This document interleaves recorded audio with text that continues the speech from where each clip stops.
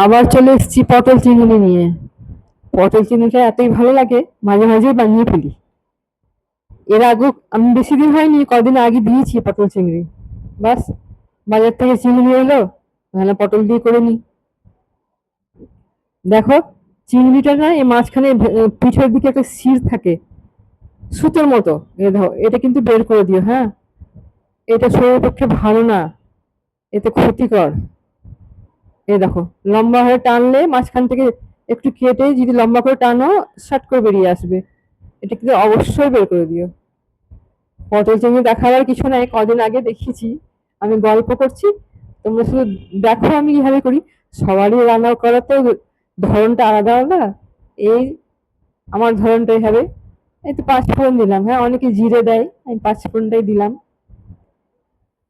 দিয়ে এইভাবে কিভাবে করছি দেখে নাও। এই পেঁয়াজটা ভাজা হলে আমি আলুটা দিয়ে দেবো, পটলটা ভেজে তুলে নিলাম।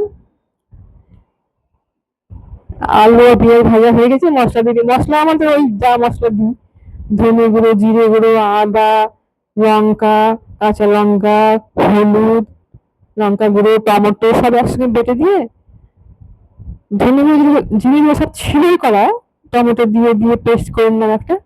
আহা হা, কি সুন্দর রং হয়েছে। ভাজা চিংড়িটা দিয়ে দিলাম। না, হয়ে গেল আমাদের পছন্দের পটল চিংড়ি। ছোট চিংড়ি হলে আরো বেশি ভালো হয়। যাই হোক, এটাও ঠিকই আছে, খুব স্বাদ হয়। বাহ, দুটো কাঁচা লঙ্কা দিয়ে দিলাম, দেখতে সুন্দর লাগছে। হয়ে গেল ঝটপট। এই দেখো, ভালো লাগছে।